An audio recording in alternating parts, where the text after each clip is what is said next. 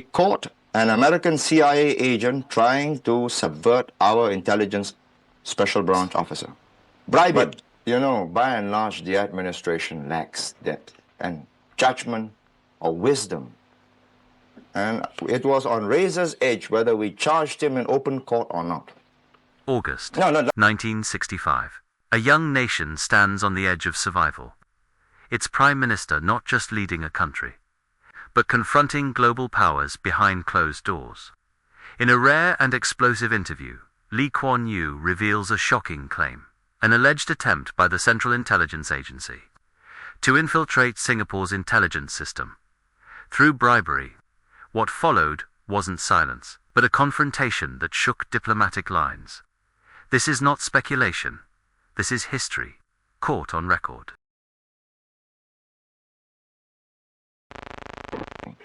I want to be quite frank with you here. If the British withdraw, I'm prepared to go on with the Australians and the New Zealanders, but I'm not prepared to go on with the Americans. Why not, Mr. Prime Minister? Why do you think America... Well, can I put it this way? I think there are highly intelligent, well-meaning often people, and some of their leaders, like Kennedy, the late president, had signs of growing greatness, depth. But, you know, by and large, the administration lacks depth and judgment or wisdom, which comes out of an accumulation of knowledge of human beings and human situations over a long period of time. That's lacking. And it's not their fault. What have they got? 300-400 years of history? And they've become a nation just recently. You know, I'll tell you this. I've had only three experiences with the Americans. And they did not intend any harm in each one of them. But the tragedy was they did real harm. First, this is old stuff now. We caught an American CIA agent trying to subvert our intelligence special branch officer. Bribe him so that the special branch officer will feed the CIA, because the CIA wants to know what's happening. I mean, subverting a Singapore officer. The man might have succeeded, but I'm proud to say that the officer offered large sum of money and continuing sums of money. This was in 1960.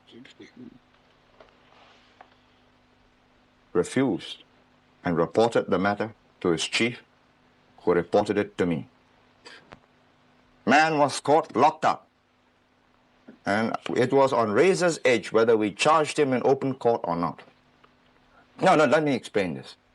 When I told the American government, all right, we keep quiet, you take this man away, $100 million to the Singapore government for economic development. You know? No, listen to me.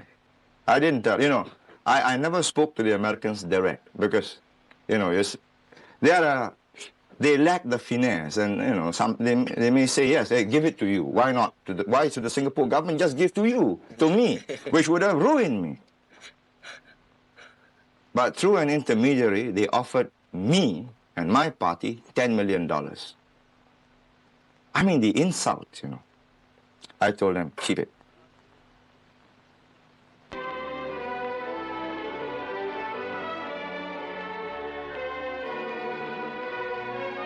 No, this is important.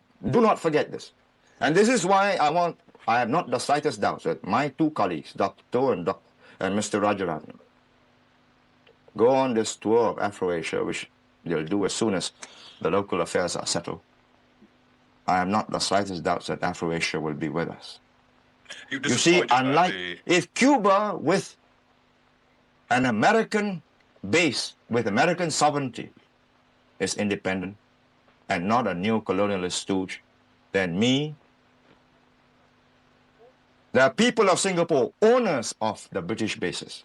I mean, I could give you a notice, 24 hours notice, you have to quit. Or you're committing an act of aggression with very serious consequences.